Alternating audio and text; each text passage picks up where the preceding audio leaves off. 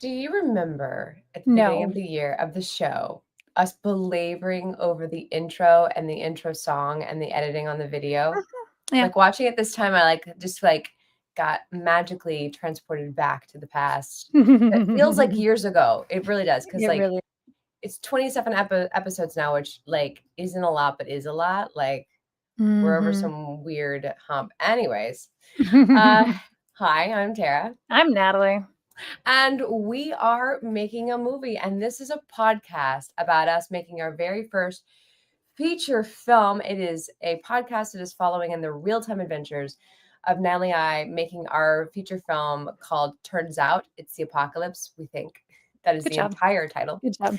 It's a buddy comedy about two women who are in the post part of the apocalypse, and lately I've been really loving the part that it's kind of like the mundane part about the apocalypse. Okay, we're there and there's no zombies or anything, but what else? I always love to imagine what about the day-to-day boring minutia of the apocalypse? What about that stuff? Yeah, it's a buddy comedy that just happens to take place in the apocalypse. Yeah. Give it any scenario we could trap us together by ourselves, and that's it. Awesome. Okay, all right. Before we get rolling, my brain just left for a second. I saw, and I didn't know how to help you. I was like, no, you could not. Throw her a life preserver. I think she's gone. She left us. We're just at that level of work and tired where not every minute does my brain really clock. Yeah. All right. Before we get started, I just want to throw this out there. A thank you to our PayPal friend, Christian Hansen, for PayPaling us some monies to make the movie happen. If you want to help us make the movie happen in small increments, PayPal is the best way to do that. We also, if you're watching this live on YouTube, the super chats that we get while we're doing the live stream, all those super chats are going into an account to help make the movie happen. We appreciate you. There is no amount too small. Every amount is important. Now, if you want to give big amounts and you want to be an investor in the movie, we got that too. Just email us below. The email's below in the description box, and we'll send you the very official decks and paperworks and stuff to take a look at and see if you want to join us on this adventure. Before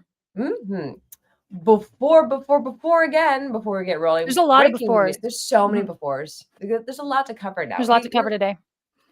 Breaking news. This just in. This just in last week, but just in today. So script competitions. That's what we've been in. We've been doing hard, and we've been script competitions, film festivals that have script competitions, and we are so excited to announce that we were the second round. We made it to the second round of the Austin Film Festival. We will not progress on, but we are thrilled to have made it that far. Texas is a film festival market, I'm going to say, that we have been long wanting to really break into. We got in there with the Waco Film Festival, but we want to go to more of those festivals. It's so fun for us. So it's exciting.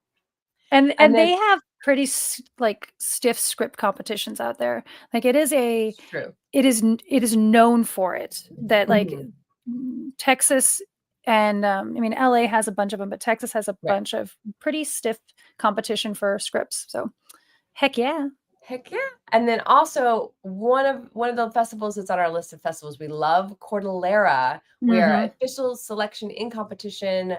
We are final girl script for their film festival. So excited. I've never got to go to the Cordillera Film Festival, but I hear such amazing things about it. It's a really, really fun festival. And also, just side note, the Jello in Room 913 also got accepted into that festival. And that's another one. And that's one of those short script competitions that will give you a grant to make your film there. So not your feature, unfortunately. Although maybe I could figure out how to give Jello money to Turns Out. But hey, I'm gonna embezzle Jello money. Embezzle Jello money to Turns Out. Anyway, so yeah, we won't be able to make it out there for this one, but we will be well represented there. And if Mitch is going. He has a script up against him. Oh yay! Oh. Mm-hmm. Great. But that's the fun thing. Mm-hmm. You start to go up against your friends. Like the more you do film festivals, the more you meet these people and become friends with people. And then you start to be in competition with each other. And it's like, dang it, you and your meaningful script are up against my comedy. Mm-hmm. Mitch's feature adaptation of Breathe. That's a Cordillera finalist. I saw Breathe and I was like, oh, what's going on with that? And then I had to quickly move on. Oh, that's so exciting. Well done, Mitch. I'm proud of you. That's freaking awesome. Yeah, it's fun when your friends are your competitors because you're like, you know what? I hope you win. If I lose and you win, like I'm not that mad because I like you and I think you do good work. Mitch doesn't know it yet, but if Jello wins someplace, Mitch is the person that I was thinking about bringing on to direct. Mitch, if you're watching the show, I know. I think I want to co-direct. This is your formal request for your He's on my very short list for directors. That's so funny. Today's episode is going to be sponsored. We're having a sponsored episode. We're sponsored today by Echo Park DCP. Echo Park DCP takes your digital film and makes it into a movie that you can watch in a movie theater because it's a different system. Movie theaters like the AMC movie theater, they use the film version of life still, whereas our digital MP3s won't play there. So you have to get a special DCP made whenever you go to film festivals at a certain level. And Echo Park DCP makes that happen at a very, very affordable price. DCPs are very expensive. It's a very involved process. And Echo Park is like doing it for us filmmakers who are running out of coins to put these things. It is one of those other line items that you don't think about is, I have to turn my feature film now into a DCP, which you pay by the minute basically. Yeah. And it can add up and get very expensive. And they do great work. They've done the DCP for In the Event Of, and we could not thank them more for taking that for us because it's a sketch and it's really hard to shell out the money to make a DCP for the total budget for this film was $100. Exactly. When the budget for this film is so low, you're like, I really don't want to shell out a lot of my DCP. It just doesn't make sense. So anyways, if you are looking for your DCP, go check them out. They have a website. They're wonderful. John is a doll of a human being. In description. Yeah, we'll link that. He is a sweetheart, and tell him we sent you because that way they know we did our jobs. We did the good works. Okay, today is a wildcard episode. Today is a wildcard episode. Yes, we had a bunch of topics that we thought we need to talk about these, but when and how? Parts rolling around a box. Yeah, it is like that. It's exactly like that. Like there's a shoebox over here, and for some reason in this shoebox it keeps making noise, and you're like, oh, I forgot about this screw and this thing, and I probably should talk about them. Yeah. It's a lot like that. Yeah. And so we just decided to clump them all together. We'll do this from time to time when there's a topic that's not really in the train of thought or in the right order. Today we're going to be talking about script competitions because we have some updates on those. Marketing your feature film, because this is something that's been coming up that what should we be doing now? Yes. And then I am at the tail end of wrapping up my first acting as a lead in a feature. And we're going to kind of touch on that and what I've learned and what we're going to use going forward and things like that. So I think that's mostly what we're chatting about today. Yeah, that's it. That's pretty much the full day. We're gonna dive right into the script competition part. So a big part, if you are not aware of this, one of the things you can do to help your feature film get the ball rolling is to enter it into script competitions. So you heard the top of our show, we are in the Austin Film Festival, we're in Cordillera just for the script. And that's just a way to give it some social relevance. That's a way for you to go, no, see, this is a good script. Other people are saying it's a good script and worth reading. Because getting people to commit the time to sit down and read a script is really hard. But if it's getting laurels and stuff, it helps that little bit of credibility, social credibility. It gives that little bit of credibility that says, yeah, no, this script is good. It's worth reading. It's actually formatted correctly. You'll be able to read this. It won't hurt. So we've been doing that. And it's our first time to do script competitions. When we first started doing film festivals for shorts, it was a giant learning curve. And I feel like script competitions and film festivals with script competitions is another giant learning, even bigger, because everyone is so different. Like there are some that read your script, there's some that don't read your script. Am I done with this second round notice? No, this is it. Oh no, I'm going on to the next round. Like, everyone is so uniquely different and specific, even more so than with your made film, that it's been a little bit of a curve. And also I feel like we're in the process of learning script competitions taste. Because with films and short films, like I can watch a colleague's short film and go, oh, okay, I can see I know what festivals will like your work based on what it is. Oh, this program director likes this kind of work. Go submit to them. I think you have the best shot of getting in there. So I don't feel like we've garnered a whole ton about taste just yet, because it's not like we're getting to go and read the scripts. No, see, that's, I think, also the difference is there's a different team that reads. It's not the same people. Like Desertscape being an example, we won runner-up, and the programmer there, I don't know if this is outing him the programmer there, so I haven't read it yet. And I was like, the director of the festival has had, and I specifically entered it because I knew this gentleman would like this script. I was like, and I'm not gonna. I already said what film festival, so I can say, I know Adam will love this. So I guess I'm like, Adam will love the script. And then we won runner up, and I go there, and Adam's like, I still haven't gotten to read it, and I was like, oh, that's right. You have a different team that does that portion. You don't have the time to read the scripts too. You do this portion of it. Like everyone has their different compartments. Yeah. And so it can be totally different what scripts are loved versus what shorts are loved in the same festival. What might win of your best short script might not be the same thing, or even gets in, might not be the same thing as what wins or gets into the festival as a short film. There you go. That's the word I was looking for. Yeah. It was hard. And in Adam's defense, again, it is very hard to get someone to sit down and read the script, because it's like getting someone to go to your black box theater show. Like it could be awful. It could be so bad. You think it's hard to get people to help you move? No, try and get someone to read your script. There's a reason why. There's a reason why here in LA, all the signs that say, if you break into my house, I will make you read my script. It's a deterrent. A very good deterrent. Yeah. So and I think the ones that we have gotten to learn a little bit the most on is the ones that have the and these are my favorites, the ones that have the table reads. Like those are so fun. Like Waco has a table read. You had Jello in room 313. That's not the night. That's 913. Yeah, no, it's 930 because it's very similar to a film I did 10 years ago. That's 313, and I always thought that was funny. And that was great because we got to sit there and listen to other scripts and start to get a sense of the taste. Recently, we got into the Broad Humor Film Festival here in Santa Monica, California. It was actually, and you have no idea what I'm about to say because we've been holding off on this. This is 2 weeks ago, and I haven't let Tara tell me anything about it, so that we can save it for this.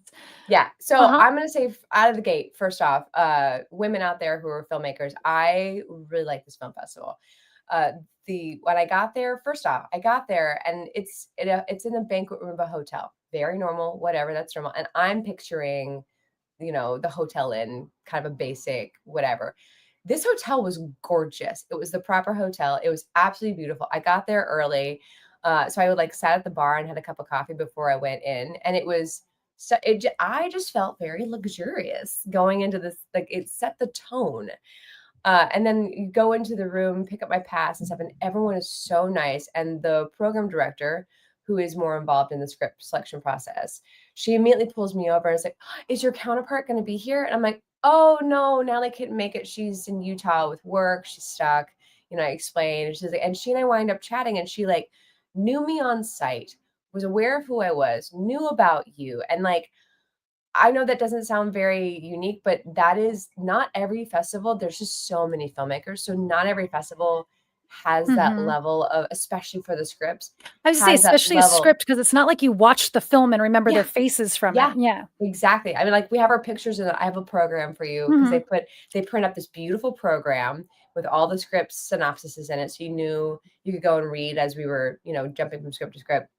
And there's a picture of us in there. It's very cute. And then the table read itself was like in a room with like they had actors, a team of actors up there, and the same team of actors did every single script. So they had to like the casting, you know, maybe wasn't the perfect person for the role, but they, you know, they had a really good team of actors up there, and they read 10 pages from each script. So like that's a lot. I realized how long 10 pages was when I was like, wait, are we not done yet with ours? I was like, oh, are we still going? Like we're going past this part? I thought we ended a while back. It was much longer than I expected. But it was so nice to hear other people's scripts and go, okay, I see how our writing is stacking up with other scripts in these competitions, you know, like, and I'm hearing other people's, like, not their freshman attempts by any means, but these are not like necessarily writers who are writing in the big leagues. These are writers at more of our level. And it was really nice to hear other people's work. I'm like, okay, I'm hearing what's working for the audience, what the audience is enjoying, what they're laughing at, because this is a comedy festival. So I'm hearing what laughs work for the audience in real time. And then hearing ours read aloud. Like I got to hear in real time something that no one's really read but us. To a small group of people. Like we've never really read it for like a large group of people. So I got to hear the laughs, like, okay, all right, there's some laughs. Okay. It works. Yeah. Okay. Yeah, all right. This is great. I will send you the film. I know I keep saying this. I recorded the entire thing. I didn't realize how long 10 minutes was, and my arm got very tired. I'm just gonna tell you that before you watch it, because it's definitely like it's shaky cam at best, because and I did not have the right seat for this. But it was a really, really good experience. And then as far as the festival itself, this one did a meet and greet afterwards with like cocktails and snacks and stuff. And I was like, oh, cocktails, air quotes, snacks, air quote. It was lovely. They kept bringing food out. They kept as much, all the drinks that you could have. It was a lovely, lovely experience where it's that experience that film festivals can give you where like for a brief moment, you get this break from the grind and you feel a little bit famous. You're like, oh, I feel a little fancy. I like, oh, this is going to the swag tent and grabbing a bag kind of feeling. Like I feel a little fancy. And then they actually did this film festival did a filmmakers brunch, which I signed up for. I was like, I should do this. I should sign up. And then day of, I regretted because I didn't want to go anywhere. I was being lazy, and I'm so glad I went. Because they had a speaker, and she was amazing. She's not a script doctor, but a script coach, basically. For films. Yeah. And so she gave a longer talk than I expected. I was like thinking this is just a brunch and we're all going to chit chat and she's going to say a few words. She wound up giving a TED talk. It was incredible. Wow. Oh, it was so good. And she was so cool. I want to get her book. And like, I'm very bad. I did not write the name down. I should have wrote her name down because I'd never heard it. I know, terrible. I should have wrote her name down before we started this whole thing. But I will link that below when we get done. She's so smart, so cool. She's been in the industry since she was a kid. Her parents, I want to say, were like prop masters and working in the industry in like the 70s. And she had so much good advice. But one of the things. Wait, before we get into that part, we're gonna let's wrap up scripts, the script competitions a little bit, and then we'll get back to this. And you can maybe go and look for her name right now while I go through the things that I was going to say about script competitions. No, I do think this is. I really want to get into your topic that we're going to talk about, but I want to do a couple more things about script competitions, really quick. The couple things that we've gleaned from these competitions is I don't think you go into this expecting there to be a table read if you win or if you get in or if you whatever.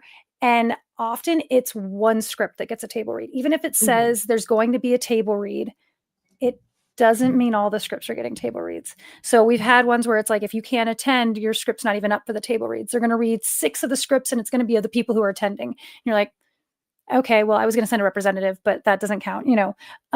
We've gotten some where it's like, oh, but only the winner gets 10 pages read. There's been a couple where, so Austin Film Festival is kind of interesting. And I'm just going to out them on this little thing right here. Yeah. Austin Film Festival, second rounders don't get read. However, if you buy the package to go to the big festival and everything, which includes going to all these panels and, there's a lot to glean from going to this and you get a discount on it. There are 6 slots that are in a lottery to get their script read from the second rounders. So like there's this like, here's a carrot to come to the festival and spend the $500 to get your pass to, because even with the discount, it's like $470.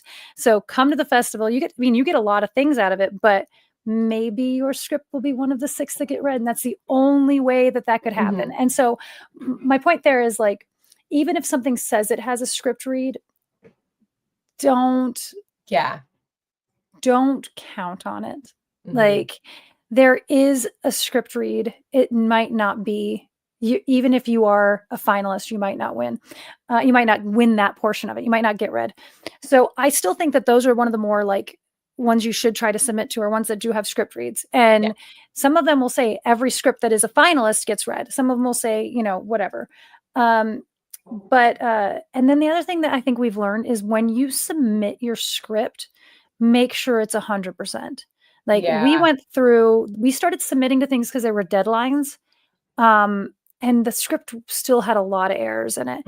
And I think I just wonder if we would have done better at Desertscape if our script had been as good as it was when we submitted it to the next festival. We got runner-up, and we've been like, there's just those little things like, and there were a lot of formatting issues and, and it wasn't a mess by any means, but it was just not as good. We didn't have the time, but if you can, and then just as soon as you have a new version, update your script on this file on Film Freeway. So, those are the couple things that I wanted to really just put in there.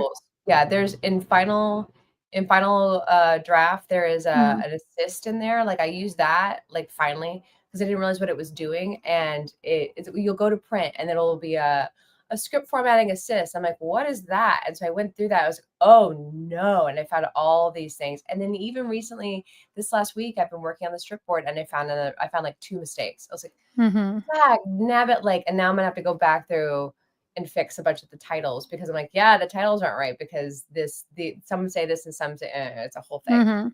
Well, and then but you're gonna find script competitions. So like we didn't advance in the final draft script competition, and I know that's formatting because they put a hard emphasis on formatting.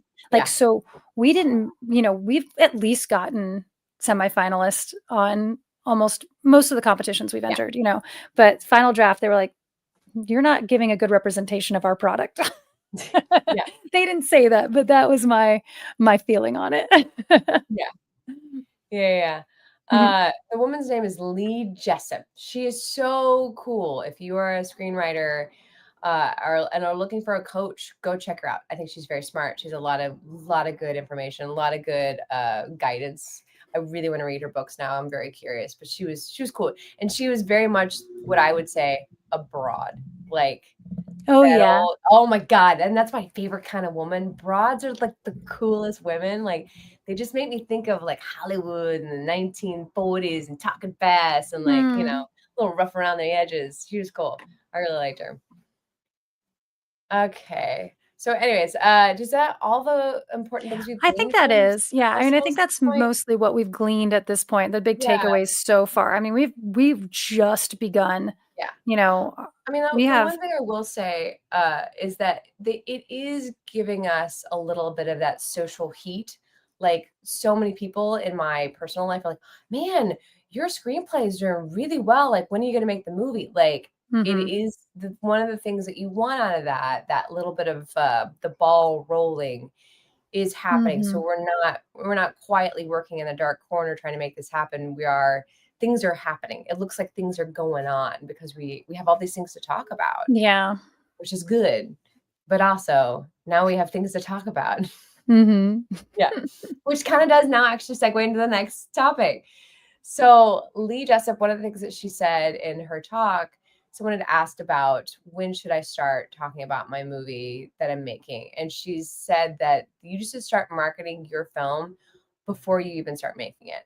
And she means like that pre-production phase, like when you're like, we're doing it, then is when you should start talking and marketing about your film, because every piece of marketing that you do is going to help you get distribution, which is going to help the distributor market your movie as well to get people to watch it, which is what in the long run of all this stuff is the name of the game, is to get people to watch it. And there's a reason why major pictures put about the same amount of budget as they did to make the movie into marketing the movie, because marketing is just that important. So this kind of opened up the can of worms for Natalie and I about marketing ourselves, marketing our film, and do we want to start an Instagram account for the thing? Yeah. So, I mean, we are already marketing it. Yeah, I mean, we are. we've been doing this. We started Right. a podcast. Yeah. Part of it is learning, but a lot of it is Right. advertising the film, buzzing. I mean, we've talked about like getting the laurels. That is for advertising, it's marketing. But are we? So Tara and I have always thought with our short films, we don't start a new Instagram for everyone No. because and not because there's work there, it's just that you gather people onto that Instagram and then what do you do with them? Yeah. Like there's And you no stop. life for that later. You like moving them to another short film that you're making doesn't work. They And we don't. did that Once you with the stop pushing that short film out, once that short film has ended its life cycle and now it's up on YouTube or Omelette or wherever it winds up going, that whole audience that you build with that campaign is just kind of lost to you, because they're not going to transfer over to your next short film. And I'm not saying you shouldn't do it. I mean, I think people have had great successes with Instagram campaigns and Facebook pages and websites and whatever for all of their short films.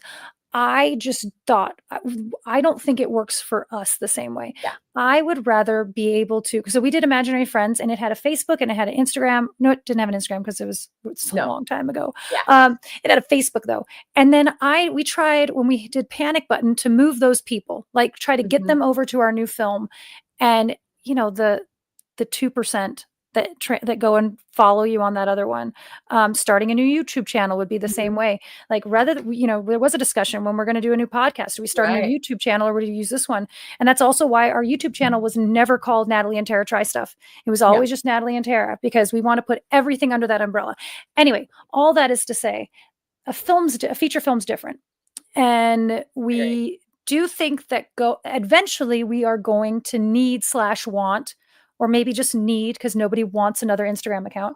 Nobody. We're going to need to have, it's going to need to have its own website per se, and I don't think it needs a website. I'll go as far as Instagram.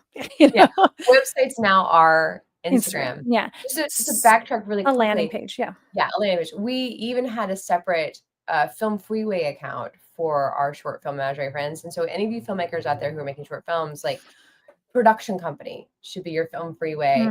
That way you can keep submitting under the same production company, because then you're building relationships with film festivals and they'll recognize like, oh, I remember Sneaky Pineapple, which is our production company. They make good films. That like that's we did that too. Unless you have to, because I could see there being, you're teamed up with someone else and you don't want to put it under either one of your accounts or whatever. You should, as much as you can put under one umbrella, I would do, because you can't move people around the way you think you can. You can't transfer your audiences the same way. The rollover is like 10%, and and you're starting from scratch each time. Anyway. So, however, we do think that a feature film is different. It's going to, in order for it to have a real life, you have to have it. It has to have a page someplace, a landing. And so we're going to start it. We already know later on we will do an Instagram account for this. So should we be starting now? Is the conversation. Should we be doing this now to build that momentum? Now, luckily, Tara and I are already making this podcast. We're submitting to script festivals. So we do have fodder for that page. Because sometimes that's like, well, what am I going to put on there right now? I'm going to post every once in a blue moon. Well, we got at least once a week, we have something to post with. We're making a movie.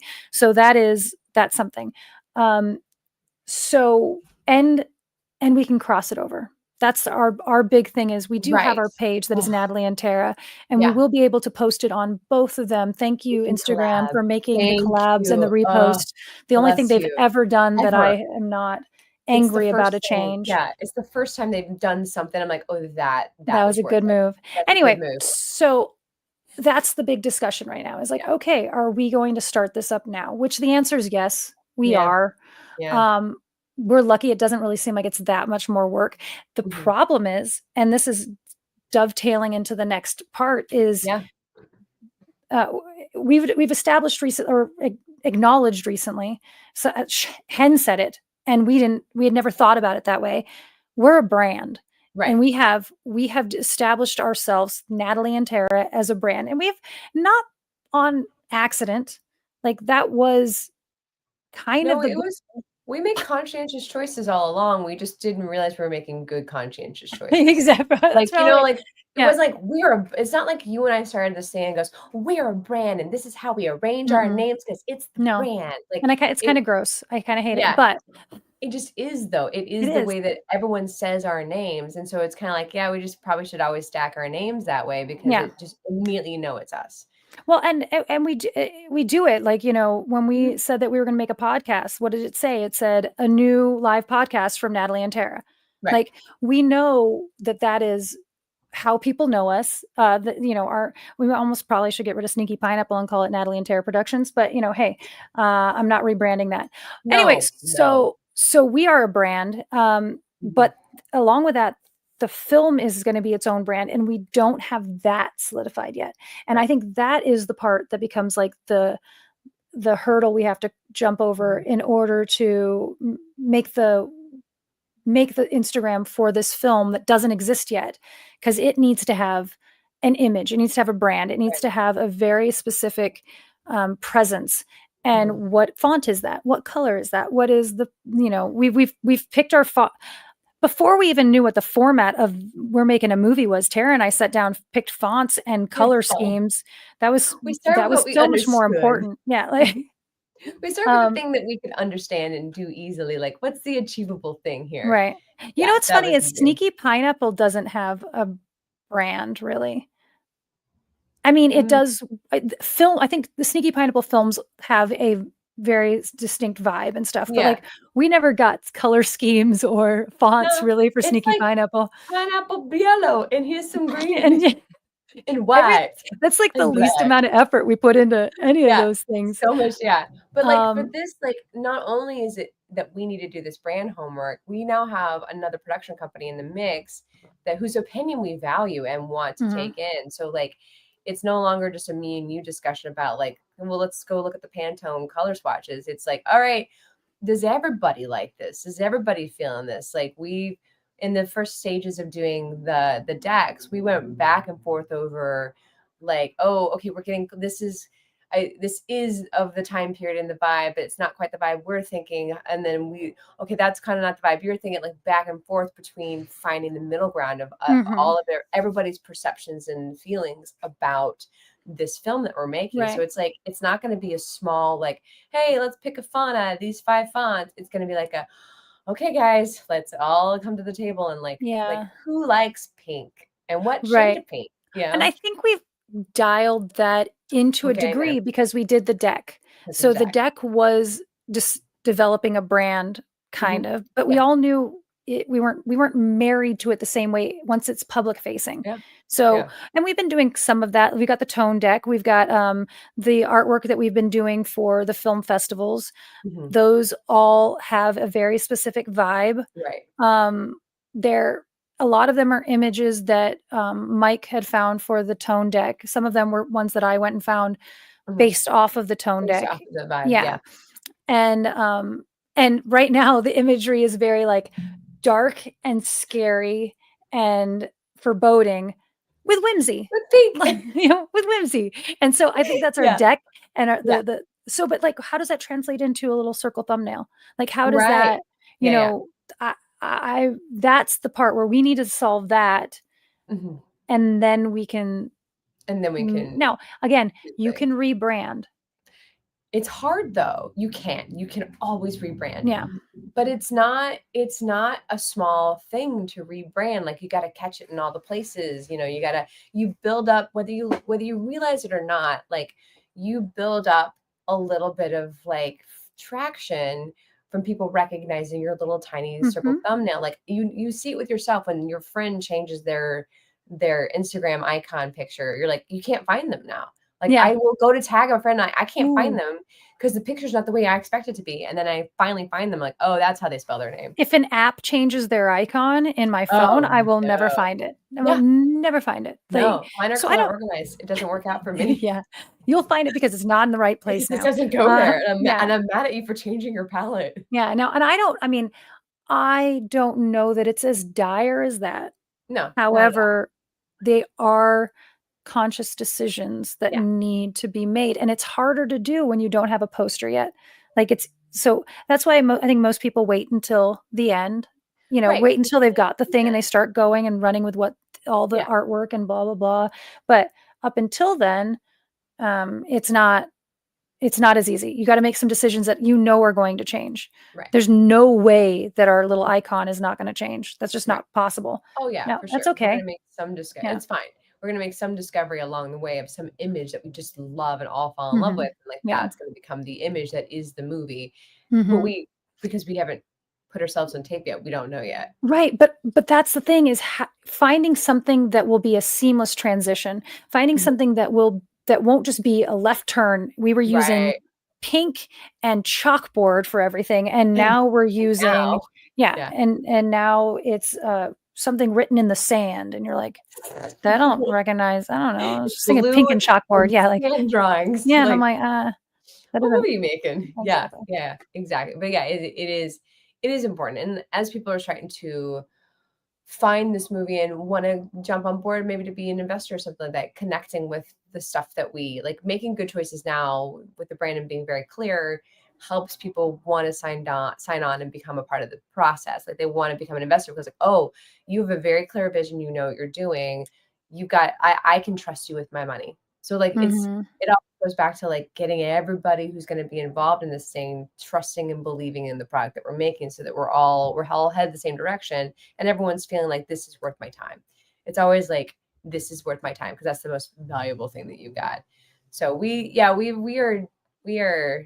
right there in the brand discussion of like, are we doing this? And then also we're like, oh yeah, I guess we should, our brand, we just finally acknowledge the fact that you and I have a brand and go, okay, this is how we do our brand.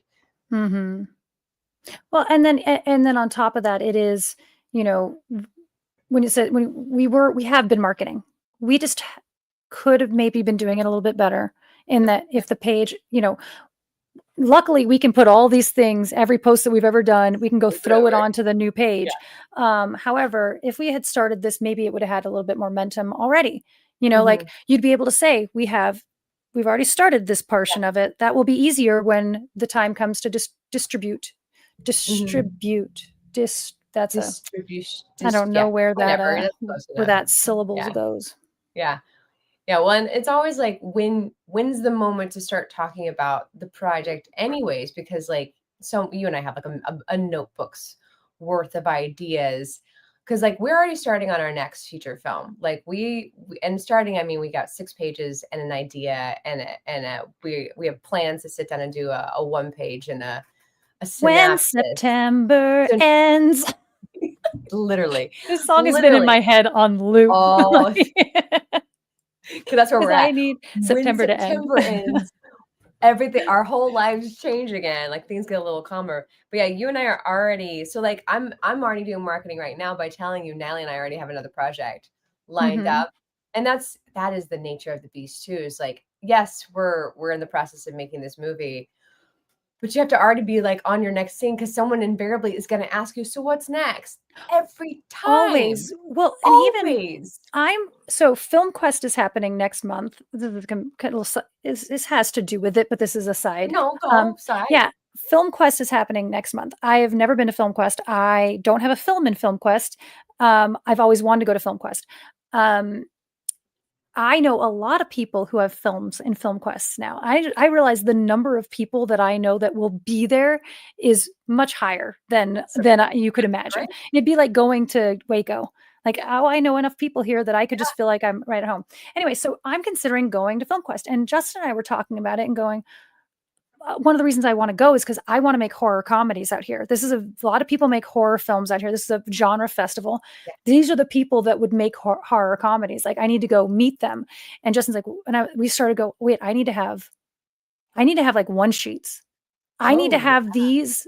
I should work on Corpus Verto. yeah. I need to get that script run. Yeah. Like, if I have time between when I get back, when September ends, I need to sit down and just have like Yeah, you a do. loose outline. It's just something that Yeah. I can, even Something, a if someone wants to synopsis. collab on it, like, or yeah, because these are the people, and I need to be ready. You need to be Right. ready when lightning strikes. And even though this is not the next project, it could be the one It could be. immediately following. Yeah, it could be. You never know, It could like, be right after. well, you see how long it takes to do some things and like, oh, God, Quentin Tarantino wrote True Lies first, but he wound up making Reservoir Dogs instead and sold True Lies. Like you see that all the time. Mhm. You have to have like 8 million things operating at once. Like, yeah, make that one sheet, write that synopsis, because maybe that synopsis and that one sheet changed, but it's going to get someone's attention to want to work with you. Maybe it's not even Right. the project you wind up working on with them, but they go, I like your ideas. Can we come Right. up with an idea? I want to do this ghost movie. Can you help me figure it out? Like, Mhm. Mhm. yeah, now you now have homework when you get back from I doing know. stuff. I need You to write should at go. least one Mhm. at least one of these, because there's like 4 different Yeah. eh, whatever. Yeah. You now have I'm homework gonna and choose you some should go to NeuroGum and write a script. yes. Neurocom, call us. Yeah, you absolutely should go to Film Quest. I full support you should do that because I think that'd be worth it, Yeah. especially because you want to make horror comedies. You're in the Yeah. perfect place to do it, and that is the perfect Mhm. festival to make friends. And that being said, even if you do not have a film at a film festival, and you can, and you've got a way, go to the film festival. I met a kid at we had a short film at the Geek Fest Film Festival at the Long Beach Comic Con. It was a Comic-Con. Mhm. lot of fun. Sorry, there's so many words. I'm mixing up this weekend's upcoming Comic Con. And this kid during the panel asked a question about how do I get going in the industry? He's just there to be a part of the festival. Like he's there as a guest. He's not Mhm. there. He's not even there for the Comic Con. He's there to come to the festival. And I was like, and he asked, like, how do I get started? And it was a question like, well, what do you want to do? I want to be an editor. I'm like, kid, you are so smart. Like what you're doing right now, coming to this festival and being brave and standing up and asking this question at this panel, you are doing exactly the right thing. Keep going, keep doing it, keep going to film festivals and come see me after this film festival because I got people for you. Because he wants to edit docs. And Oh, yeah. I just happen to have friends in docs who need help. So Mhm. like do that. Go to the film festival. That's Yeah. a complete side quest we just went on. No, and I'm gonna keep it going. I'm keeping the side Go, quest side rolling. quest and going. Not done. I'm not gonna out anybody. I won't use names, but someone emailed us off of this podcast, and they said that one of the reasons they reached out was because Tara had told a story about, cold texting or tweeting, Twitter. I don't know what Tara unsolicited. Oh yeah, I just reached out to Brian Newland. I was like, Yeah, Brian, I like your idea. Let's right. do this thing. So we had talked about that, and they said, like, on that same note, like, I felt like I had to reach out to you. And so there is a chance. I mean, we're way too busy right now. I said, will you Fates are please? full. Thank you for reaching out. Thank So you for awesome. taking that leap. That is so, Yeah. so cool. Good job. Yeah, good for you. Good job. Will you please circle back with us in October? Because I have, unfortunately, neither of us has the bandwidth. And Yeah. it may be like, nothing ever comes of it. It may be that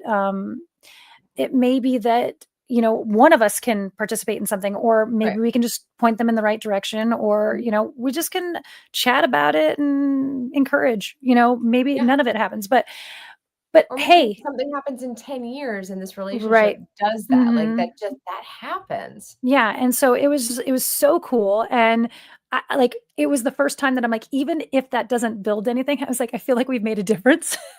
We did something. We We did helped something. somebody. Someone felt comfortable reaching out Yes. to a complete stranger. Now, like I said, it may not go anywhere, but like Right. good for you. And Good for you. my goal from that interaction was to make it so that person felt like they could do it again.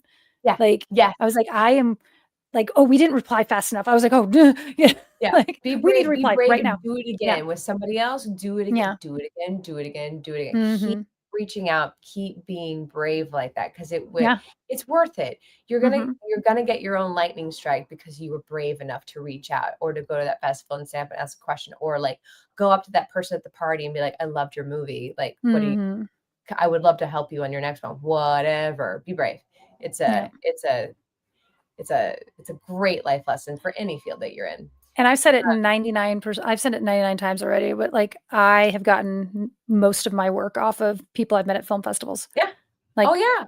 almost Yeah. all of it. I've Yeah. been telling some lovely girls and I were chatting at the Broad Humor thing, and we were talking about festivals, and they asked like someone had said like, well, you don't have to go to the festival for your film that you're just in. I'm like, oh, but I do. Because like, do you know how many jobs I've gotten off of being at the festival? Like, it's a mistake for me. If I can't go, it's because I literally cannot be there. Like, it's a mistake for me to just go, I was just an actor in it and I'm not gonna go. Go. It is the best opportunity to It's an make audition. literally, And if they don't, literally. it's not an audition if you're not there. If Yeah. you're not there, they're never going to reach out to one of the actresses in the No. thing. Like it's Uh-uh.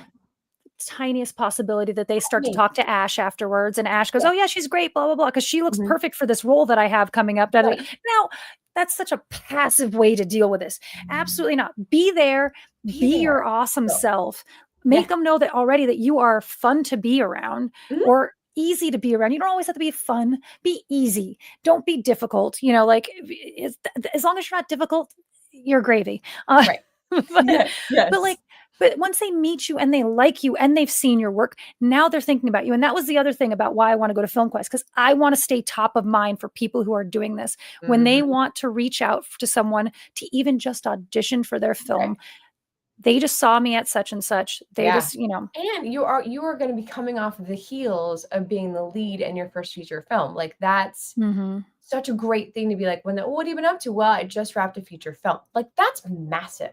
That's huge to have to say, which is my great segue of going into talking about your feature film.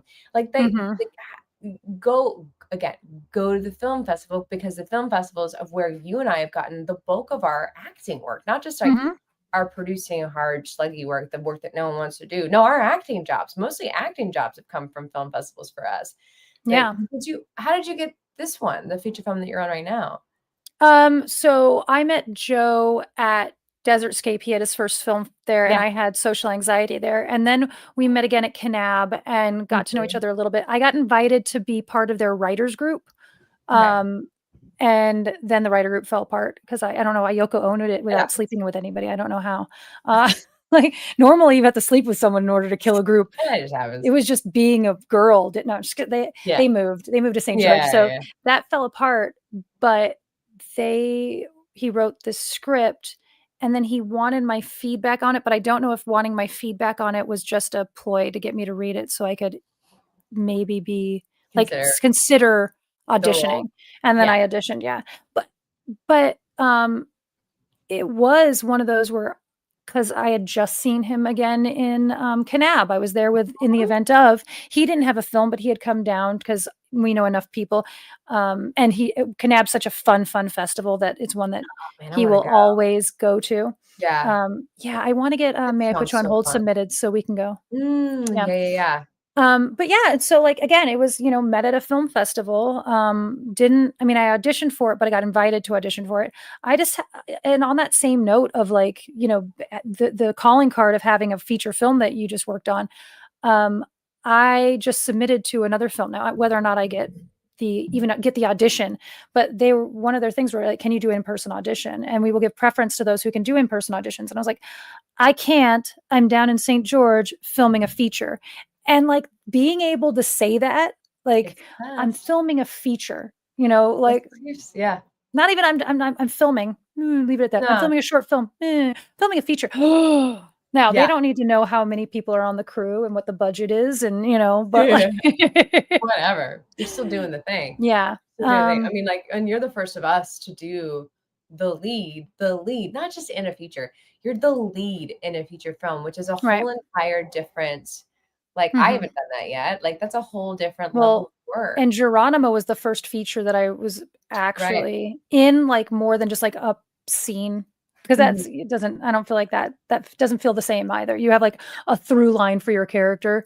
Yeah, that's different. Yeah, this one is insane. Like, there's so much going on.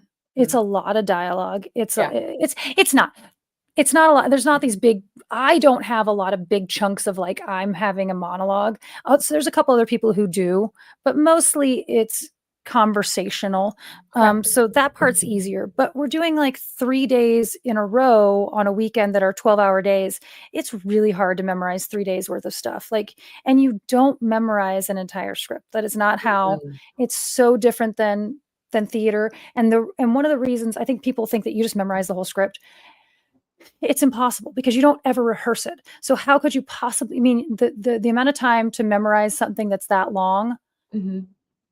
wi there's at lea when you do film I mean, when you do theater, you got a month at least a month of rehearsal, Of you saying know? it with the other people, which is a Mhm, huge mhm. difference. To get to a point where you can say it without I mean, Right. completely memorized, you know?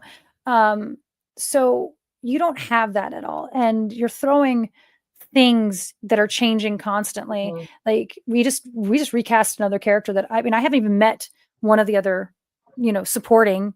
We're filming that part this weekend, and then we're done. Well, hopefully. Um, but it's a lot. And I learned a couple things. I mean, I just want to I want to have a conversation with Joe about, like, if you already know in your head that you want to do this more like a one shot, then Mhm. tell me because I have to memorize differently. Like, Oh, yeah. I have to memorize much differently for something that you have to do all in a one shot. Like, Right. Yeah. I have to be able to get off my feet and add in the angrily throwing things around the room and Yeah. stuff like that. Because once you throw that in there, now it's going down to a halt. Oh, and if you want me to change how I feel about that sentence or whatever, like, so all of that ends up being a little bit different. So Mhm. if when we have those, if there's like the and turns out the no cutaway shot. That's one shot. We know that. Like, Yeah. you have to memorize that different. Like, Yeah. the zombie scene has to be memorized in a much different manner than Then the rest of it. the rest of it, because you're going to be able to cut away if you mess up a line, whatever, no big deal, you know. Mhm. Um, and then, like we said, with emotions, and we touched on this already, but just knowing that on those bigger scenes that the bigger emotional scenes take Mhm. longer. Yeah. And you And can't leave them. You can't let your brain go away and do a secondary job. yeah, on Yeah. those days, I definitely need to be able to focus 100% on this, and no one's allowed to come touch up my makeup in between takes. Yeah. Just I get think the that's a F big out of one. here. Get Yeah. the don't that is the most distracting thing. Also Yeah. on set, like, the set needs to be on lockdown at that point in time. We're trying to do when there's those heavy dialogue scenes, like, I can't have you over here moving this while we're rehearsing and stuff. Like, I'm sorry, you Mhm. gotta just lock it down. Like, Yeah. respect that this isn't easy. Mhm. I don't know what happens. Like, people think that memorization is easy. I don't Right. like Yeah. it's so not. It's so not easy. And I mean, some people it comes easy too, but memorization with emotion is Mhm. like this it's this own weird skill that, like, if you don't get it right, if you're not doing it right in the moment, that's when people do bad acting. Right. Like, Yeah. so being able to memorize the emotion, memorize why you have that emotion, make it look real, that Mhm. is not an easy task. And any distractions, like, I need you to go make this phone call right now. No, I'm Oh not god, going to make a no. phone call right now. Well, I'm I think that locked in. realization, like, and you're so right. Like, if you're in a really emotional scene and they're coming in like a crying, where you gotta cry and like mean it, and they got a makeup gal coming in to touch up your makeup, like, that's such a bad idea. Don't do that. Don't do that unless that actress is like, oh, I can do it. I'm fine. Like, Mhm. like let's set the makeup and like walk away from it, because like you coming in and doing this in my face, like I'm immediately out of where I'm Right. at. And you know what? It's not necessarily even you're that close to my face because I can block you out. It's the minute your brush touches my cheek Mm, that the sensory shifts. Like yeah. this is now like I am no longer, I can't even pretend that I was sad 2 seconds. Whatever I Yeah. had reached emotionally in the moment before, gone. Gone. No, okay. Yeah. So I'm going to talk about memorization really quick because people in the Sure. comment section are going like, yes, you do memorize. It is not that you don't memorize. It's just a different kind of memorization. Yeah. You, um, one, it's gone as soon as you move on to the next page. Oh yeah. Like Forever. you're not going back to that scene because that's how much you do within a year. You know, like I have to do an audition tomorrow. So I have to memorize pages to do an audition tomorrow. However, I also have to memorize what I'm doing on the weekend. So it's short-term memory. You're not committing that to long-term memory. I can still do lines from plays that I did in Oh yeah, college. for The sure. stuff that I did last week, I couldn't tell you what my lines were. Mhm. So it's a different kind of memorization. But also, there are different things that you need to memorize. So you got an entire feature. You cannot, and you're filming. We're filming on the weekends, but we're filming three. We're filming 12-hour days. Mhm. 3 days in a row.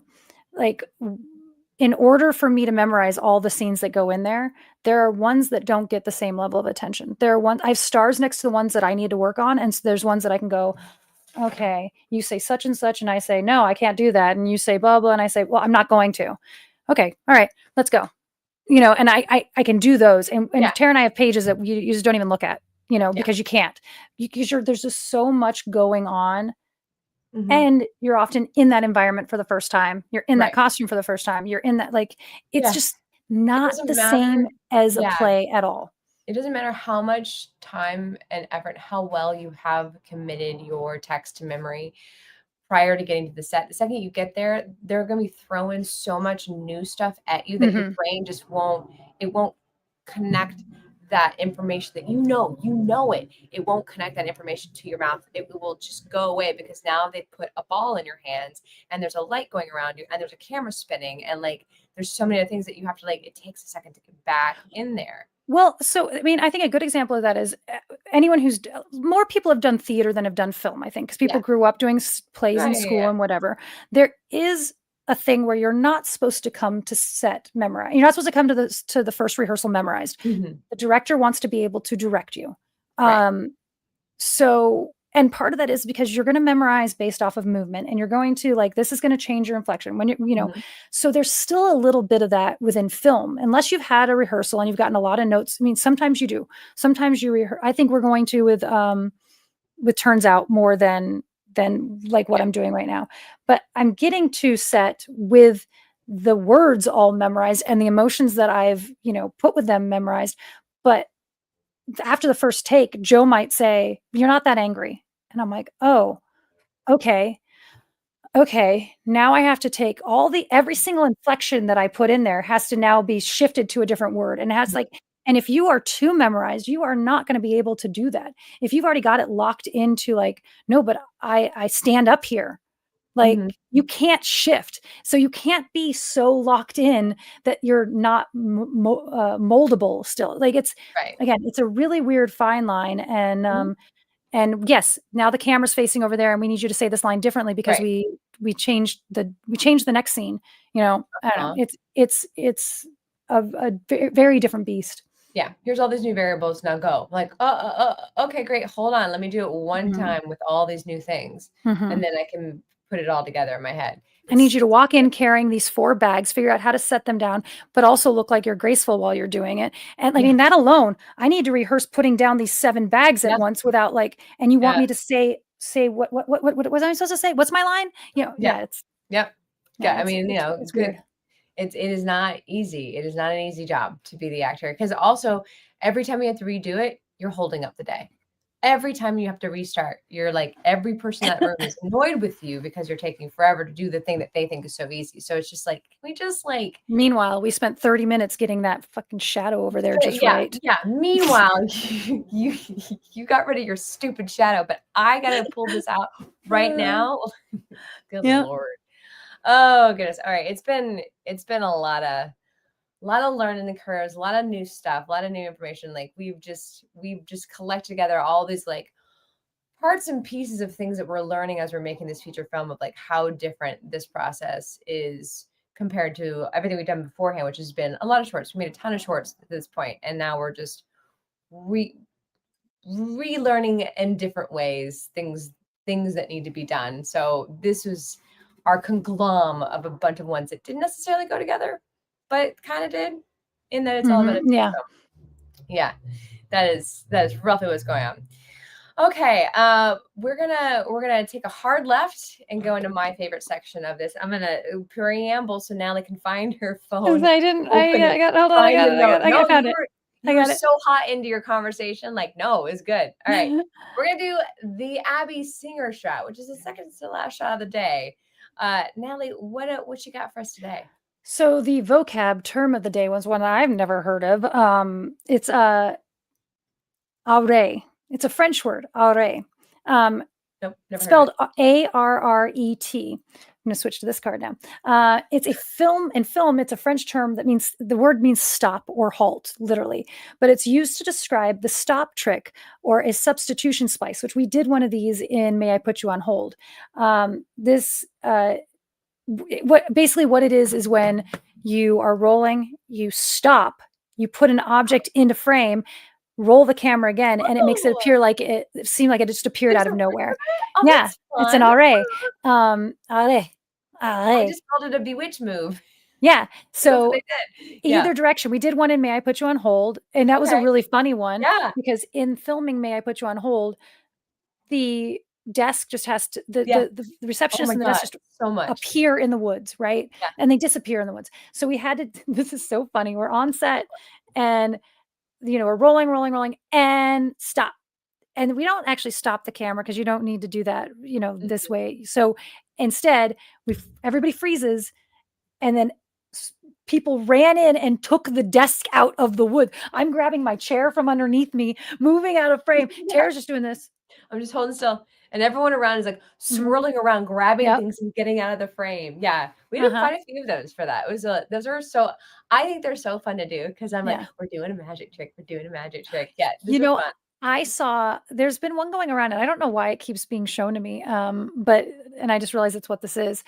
It's behind the scenes of Power Rangers, how they did the switch from like the Power Ranger to to them in regular clothes. So the Power Ranger itself is standing there like this or whatever, the last pose when they're changing back into humans, right? Out of their costumes or whatever.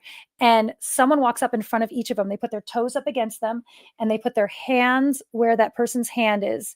And they just stand there. Now that person's allowed to step out, and then the actor steps in, and they put their hand up to the thing and put their toes up to the thing. And so it was like, that's how they did that with them. And so they were all standing in the exact right spot. Yeah. Mm-hmm.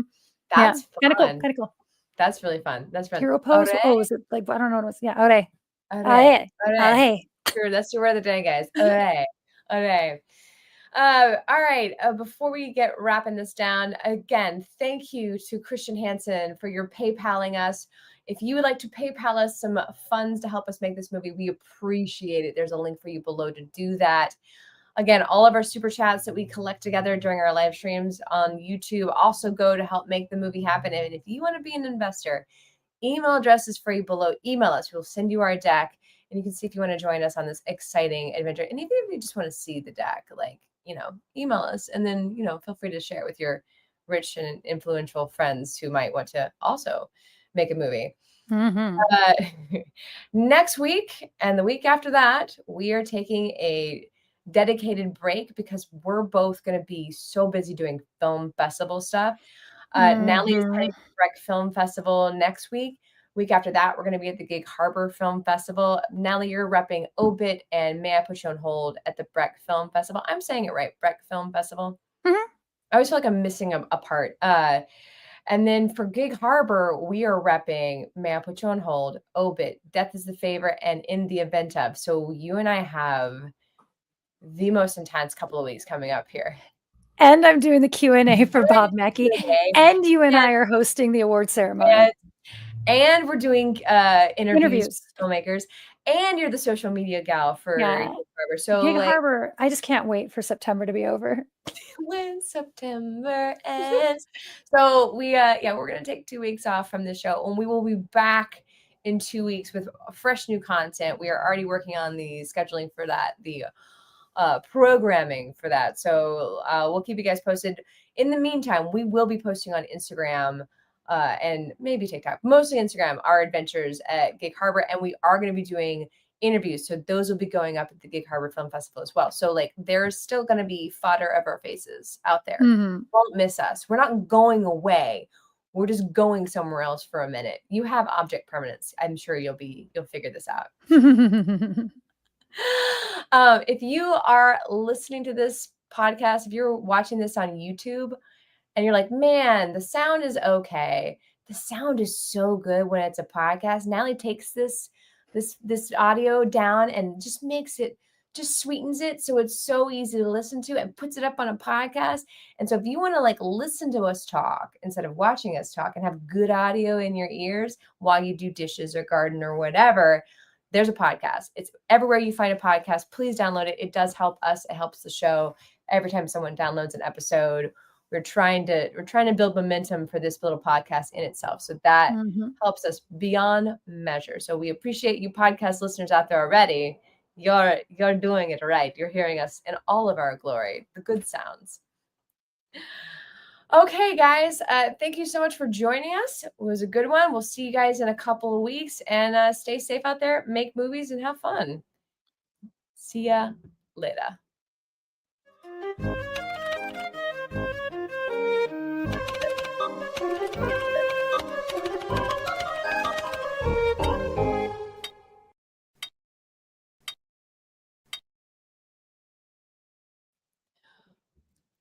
Wow. Okay. There you go. That's over. Woo! And we get a break from that for a little bit, which is gonna be great. Woo! Oh man. My shoulder during that entire thing was just getting tighter and tighter. And I'm like trying to like move like a weirdo and like fix it because I think I slept on it wrong last night again. So if you guys are watching it, we're like, what is wrong with Tara? That's what's happening. Tara's in pain. Welcome to the Credit Cookie. This is the After the Show Hangout where we talk directly with you guys.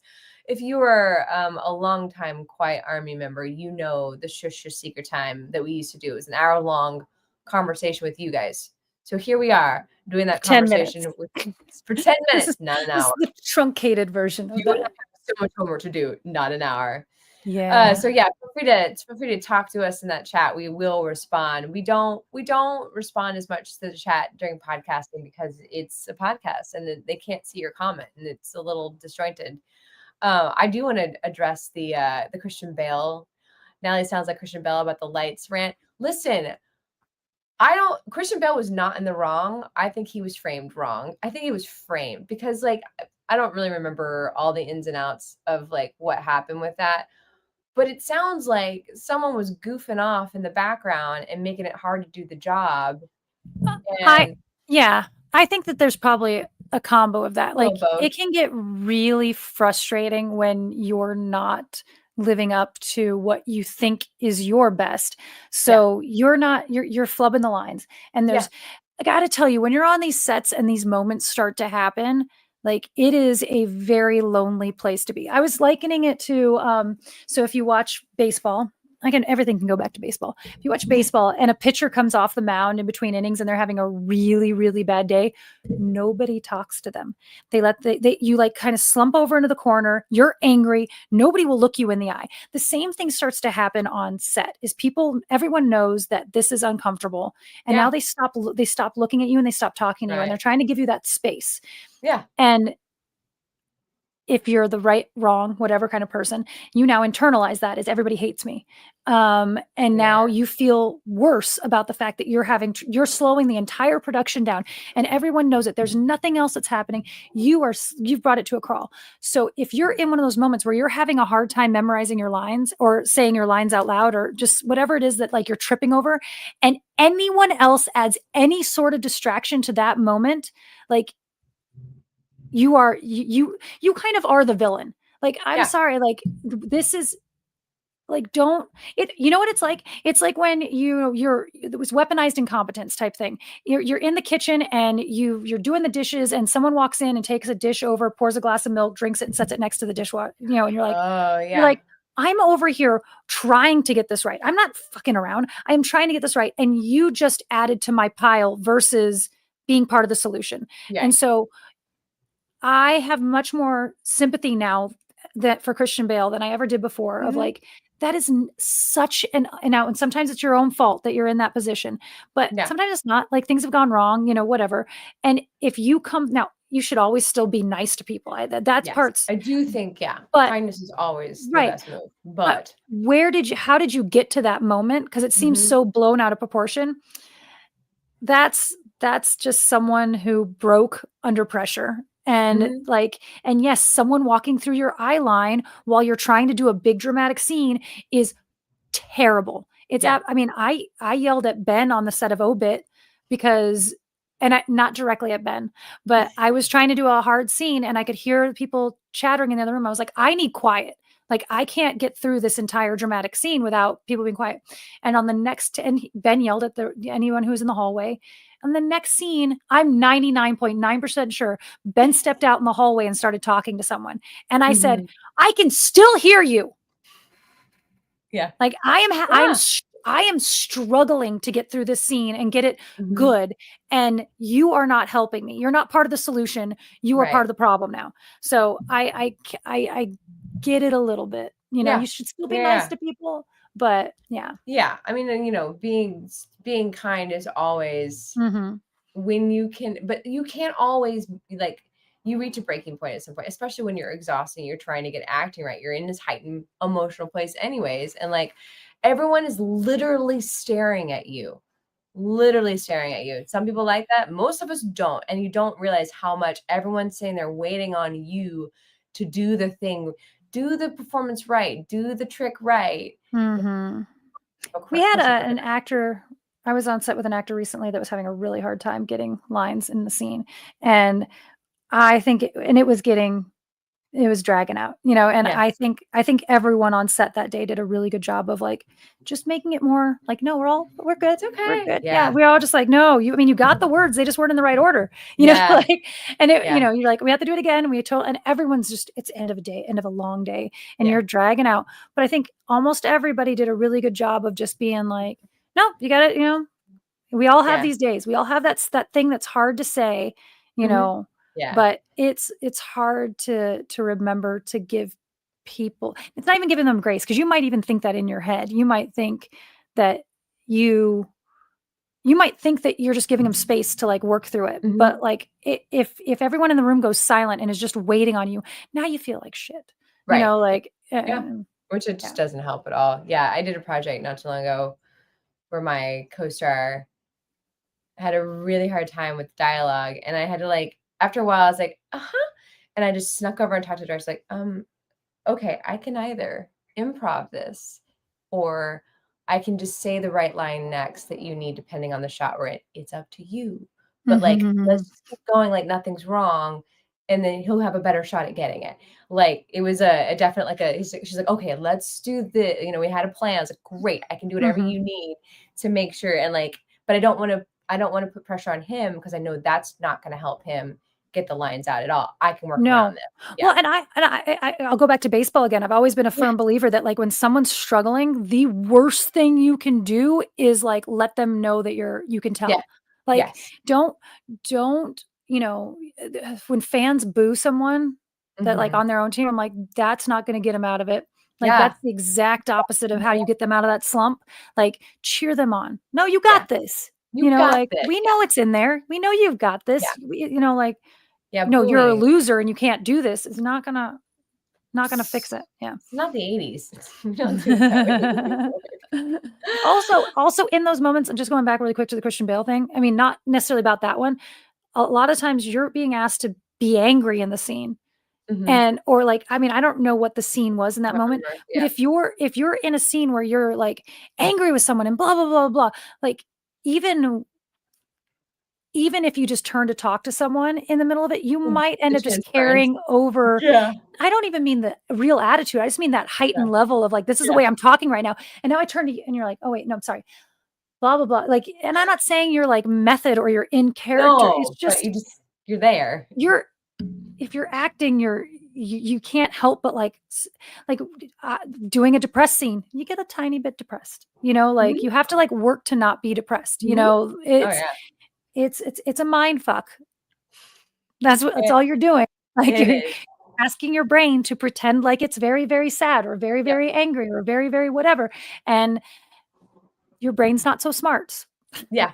Oh, yeah, it doesn't know that that's not reality. It thinks that's reality. Yeah. "Oh, this is Mhm. reality? This is reality." Like, it does not Coming know. down coming down off of just think about it when you're watching a movie and you get scared, your Mhm. brain Yeah. doesn't understand that it's not real. So when you're acting it, it's not the same, but it's Mhm. similar, Yeah. So anyway. Yeah. 100%, 100%. Oh, alright. So you and I, gosh, we have so much going on. Like, film to the 2 film I'm like, I'm already packing. It's already Yeah. starting. Like, I can't even imagine. You have to pack two suitcases to get ready to go, Yeah, basically. and I don't know when I'm going to do that. Yeah, but then also beyond that, like, the script's being read in Phoenixville, like, next Oh, week, that's right. which we won't be there, but, I Mike and know. Allison will be there, so hopefully Mhm. that's Yeah. that's weird. That's even weirder to me, Yeah. like, For it to be that right there's beside other us. people reading our script with us not there. Yeah. Like, Uh-huh. Mike might recast, I'm just kidding. He's gonna replace us. He's He's got gonna good replace us. ideas. Yeah, no, Yeah. so that's bizarre to There's so much me. going on all at the same time right now. Like, it's Yeah. I lose track really easily what's going I have to write down, like, we're in this festival right now. I have a little notes in my notes app of like, may I put you on hold is here and here right now. In the event of is here and here right now. Our script is here and here because otherwise I'll go look at it like, oh, that's right. It's in Phoenixville right now. That's coming up. Oh, that's right. I forgot about LA Comic Con because we're not gonna be able to make it. So like I Mhm. forgot about that as well. It's like just like, oh, there's so much happening all at the same Mhm. time. Someone posted their passes, a friend of mine who's who's a writer, but like he and I don't we work on a different field. And he posted his passes for LA Comic Con. I was like, hey, my film's in that. I felt very cool. I was like, Mhm. yeah, my film's in that Comic Con. That's Yeah. super cool. Yeah. If you have time, go check it out. Whatever, whatever. So I felt very, very fancy for the moment. Yeah, so, I mean, if you're in Austin this next Mhm. week, our film is we're finalists. They're not doing readings, but we're Right. finalists in Austin Under the Stars. That's this week. And then and I turns can't keep out up. is I and Phoenixville is next weekend while I'm in Breck. And then if you're in Colorado, I'll be at Breckenridge Film Festival Yeah. with Obit and Mhm. May I Put You on Hold. I'm Both so of them are jealous. playing on Friday. Yeah. And then we're going to get Carver. And you've got Yeah. another one for May I Put You on Hold you're going to. Carmel by the Sea is happening right after gig Oh, I for thought it was before. Death is Okay. the Favor. Oh, And then oh, no, Carlsbad Film yeah. Festival is happening on the Right 20th, before. right, Yeah. yeah. Yeah, this is the writing it down part. I have to, like, write it down because I keep forgetting about Carlsbad. Yeah. I'm a 90% chance gonna make it because it's close enough that I can go and then drive to work afterwards. I keep having to go to film festivals for May I Put You on Hold and then go to work right afterwards. Like, it Yeah. keeps, like and I'm done being an actor right now. Okay, back to making Let me go things. cut some limes. Yeah, let me go cut some limes. Yes, very much. Yeah. Let me go back to dealing with bar problems and issues and clock ins and all that good stuff. Yeah, it's a weird I'm in a very weird brain world right now because I've taken on more responsibility at my day job.